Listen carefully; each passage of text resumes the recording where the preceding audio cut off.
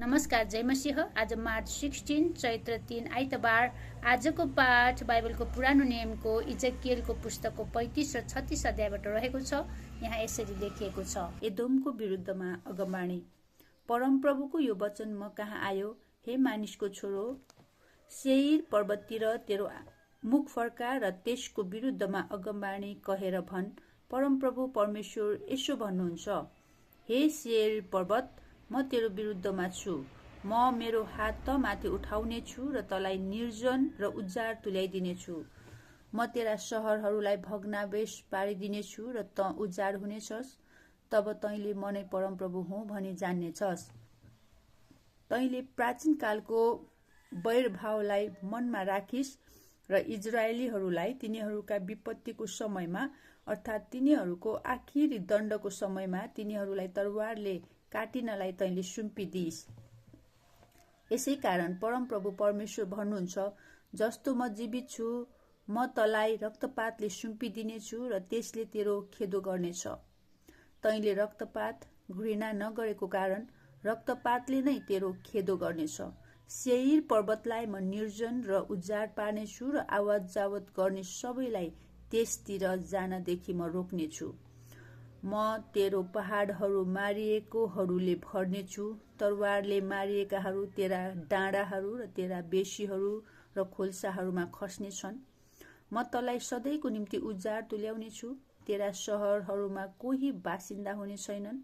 तब तैँले म नै परमप्रभु हुँ भनी जान्नेछस्।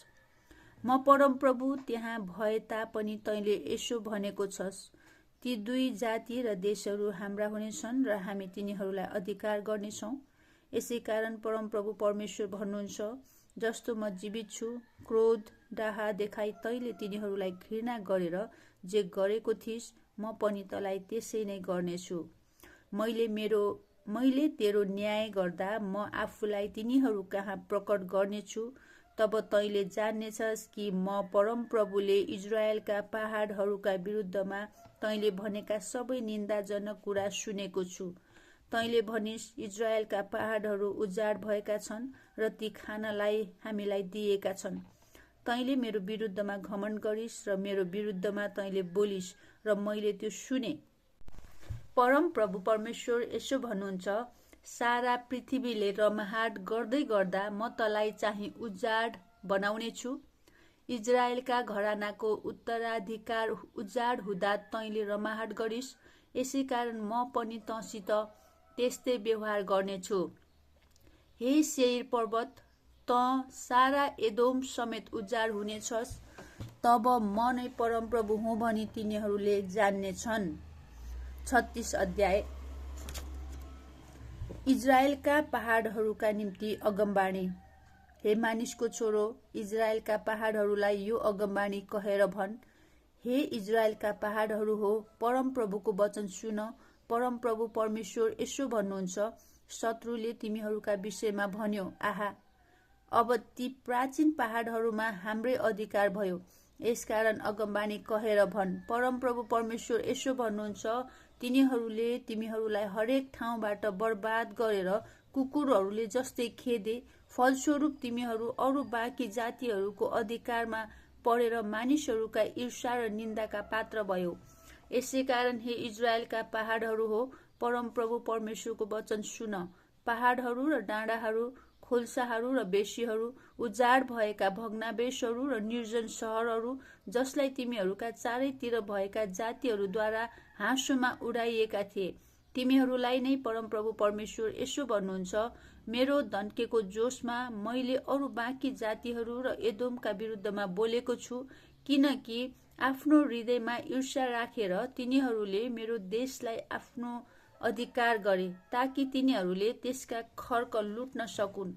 यसकारण इजरायल देशको विषयमा अगमबाणी भन् र त्यसका पहाडहरू र डाँडाहरू, खोल्साहरू र बेसीहरूलाई भन्, परमप्रभु परमेश्वर यसो भन्नुहुन्छ, तिमीहरूले जातिहरूका गिल्ला सहनु परेको हुनाले मैले डाही गरेर मेरो रिसमा म भन्दछु। यसकारण परमप्रभु परमेश्वर यसो भन्नुहुन्छ, तिमीहरूका चारैतिरका जातिहरूले पनि गिल्ला सहनु पर्नेछ। मेरो हात उठाएर म यो शपथ खान्छु, तर तिमीहरू हे इजरायलका पहाडहरू हो, तिमीहरूले चाहिँ आफ्ना हाँगाहरू पलाउनेछौ र मेरो प्रजा इजरायलको लागि फलहरू फलाउनेछौ, किनकि तिनीहरू चाँडै घर फर्कनेछन्। तिमीहरूको मलाई चिन्ता लागेको छ, म तिमीहरूलाई निगाह गर्नेछु, म तिमीहरूलाई खनजोत गरेर बिउ छर्नेछु। धेरै मानिसहरूको संख्याले म तिमीहरूलाई भरिभराउ पार्नेछु, अर्थात् इजरायलका समस्त घरानालाई। शहरहरूमा फेरि मानिसहरू बास गर्नेछन् र भग्नावेश भएका भवनहरू फेरि निर्माण गरिनेछन्। म तिमीहरूका मानिसहरू र पशुहरूको वृद्धि गरिदिनेछु, म तिनीहरू फलवन्त भएर धेरै हुनेछन्। अघि जस्तै तिमीहरूमा म मानिसहरू बसाल्नेछु र पहिलेको भन्दा अझ बढी तिमीहरूको उन्नति गराउनेछु। तब तिमीहरूले म नै परमप्रभु हुँ भनी जान्नेछौ। म मानिसहरू, मेरा मानिसहरू अर्थात् इजरायललाई तिमीहरूकै बाटाहरूमा हिँड्न लाउनेछु। तिनीहरूले तिमीहरूलाई अधिकार गर्नेछन् र तिमीहरू तिनीहरूको उत्तराधिकार हुनेछौ। तिमीहरूले कहिले तिनीहरूका छोराछोरीहरूलाई खोसेर लाने छैनौ। परमप्रभु परमेश्वर यसो भन्नुहुन्छ, मानिसहरू तिमीहरूलाई भन्छन्, तिमीहरू मानिसहरूलाई खान्छौ र आफ्नो जातिलाई निर्वंश तुल्याउँछौ। यसै कारण तिमीहरूले अब फेरि कहिले मानिसहरूलाई खाने छैनौ अथवा आफ्नो जातिलाई निर्वंश तुल्याउने छैनौ। परमप्रभु परमेश्वर भन्नुहुन्छ, म तिमीहरूलाई जाति जातिहरूका गिल्ला फेरि कहिले सुन्न लाउने छैन, न त तिमीहरूले मानिसहरूको निन्दा सहनु पर्नेछ अथवा आफ्नो जातिको पतन हुन लाउनेछौ। परमप्रभु परमेश्वर भन्नुहुन्छ। फेरि परमप्रभुको यो वचन म कहाँ आयो, हे मानिसको छोरो, जब इजरायलीहरू आफ्नै देशमा बसेका थिए तब तिनीहरूले त्यस देशलाई आफ्नो व्यवहार र कामहरूले बिटुलो पारे। तिनीहरूको व्यवहार मेरो दृष्टिमा एक स्त्रीको रजस्वलाको अशुद्धता जस्तै थियो। तिनीहरूले देशमा रगत बगाएका र आफ्ना मूर्तिहरूद्वारा त्यो बिटुलो पारेका हुनाले मैले मेरो क्रोध तिनीहरूमाथि खन्याएँ। मैले तिनीहरूलाई जाति जातिहरूका बीचमा यन्त्रतन्त्र पारे र तिनीहरू देश देशमा छरपष्ट भएर छरिए। तिनीहरूका व्यवहार र कामहरू अनुसार मैले तिनीहरूको न्याय गरे। अनि जब तिनीहरू ती जातिहरूका बीचमा गए तब तिनीहरूले मेरो पवित्र नाउँलाई अपवित्र पारे, किनकि तिनीहरूका विषयमा यसो भनिएको थियो, यिनीहरू त परमप्रभुको प्रजा हो, तापनि देशलाई तिनीहरूले छोड्नु पर्यो। मेरो पवित्र नाउँको चिन्ता मलाई लागेको थियो, जुन नाउँलाई तिनीहरू गएका जाति जातिहरूका बीचमा इजरायलको घरानाले अपवित्र थियो। यसै कारण इजरायलका घरानालाई भन्, परमप्रभु परमेश्वर यसो भन्नुहुन्छ, हे इजरायलका घराना हो, तिमीहरूकै खातिर म यी कामहरू गर्ने छैन, तर मेरो पवित्र नाउँको खातिर यी गर्नेछु, जुन नाउँलाई तिमीहरू गएका जाति जातिहरूका बीचमा अपवित्र पारेका छौ। म मेरो महान नाउँको पवित्रता देखाउनेछु, जो ती जातिहरूका बीचमा अपवित्र भएको छ, जुन नाउँ तिमीहरूले तिनीहरूका बीचमा अपवित्र पारेका छौ। जब म आफैलाई तिमीहरूद्वारा तिनीहरूका अघि पवित्र प्रकट गर्नेछु, तब जाति जातिहरूले जान्नेछन् कि म नै परमप्रभु हुँ। परमप्रभु परमेश्वर भन्नुहुन्छ, किनकि म जाति जातिहरूबाट तिमीहरूलाई निकाल्नेछु र सबै देशहरूबाट तिमीहरूलाई भेला गर्नेछु र तिमीहरूलाई तिमीहरूको आफ्नै देशमा ल्याउनेछु। म तिमीहरूमाथि शुद्ध पानी छर्किदिनेछु र तिमीहरू शुद्ध हुनेछौ।